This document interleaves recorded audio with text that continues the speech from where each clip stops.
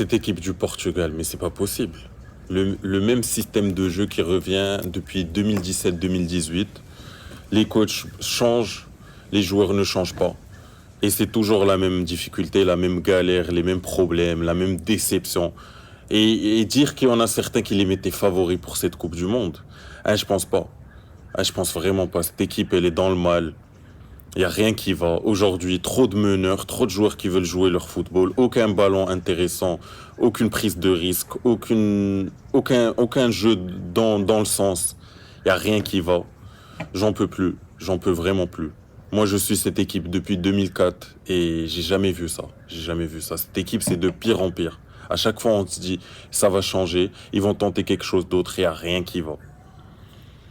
Moi, ce coach, en fait, je comprends pas déjà de base, quand ils ont viré Fernando Santos en 2022, pourquoi ramener Roberto Martinez, qui est un coach qui va toujours faire bénéficier les stars, mettre les stars dans les meilleures dispositions, alors que non, en sélection, c'est pas comme en club.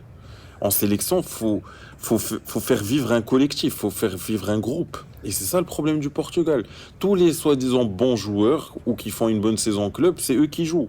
Et en fin de compte, on n'a aucun système de jeu, on n'a aucun style de jeu, on n'a aucun fond de jeu.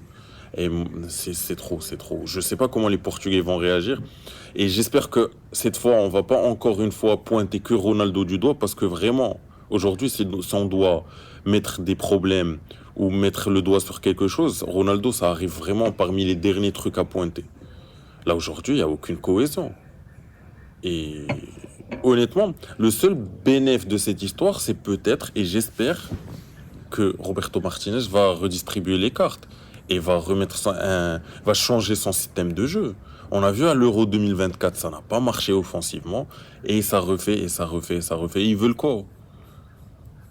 Moi, je sais pas. Je sais pas ce que ça va donner. Et l'Ouzbékistan, et encore un match nul contre l'Ouzbékistan, et tu vas aller créer l'exploit contre la Colombie, je sais pas. J'espère vraiment qu'il va changer le système de jeu. Et malheureusement, ce qui est dommage, c'est que ce coach, je suis désolé du terme, ce coach n'a pas de couilles. Parce que là, à un moment donné, on a vu la sortie de Bernardo Silva, l'entrée de Conceição. Conceição, il a été 100 fois plus intéressant qu'un Bernardo Silva. Bernardo Silva, je ne sais pas quelle est la valeur ajoutée de ce joueur dans le collectif portugais. Ronaldo est scellé, il a fait tous les appels de la terre, tous les déplacements de la terre, il n'y a aucun ballon qui touche. Maintenant, en tout cas, à part ça, moi, si j'ai un point de vue plus tactique à donner, il faudrait peut-être passer en 4-4-2, apporter du soutien offensif à Ronaldo, parce que là, il était vraiment encerclé par 4, des fois 5 défenseurs, hein, et c'est dur. Bruno Fernandes, j'en peux plus de ce gars, moi. J'en peux plus de ce gars.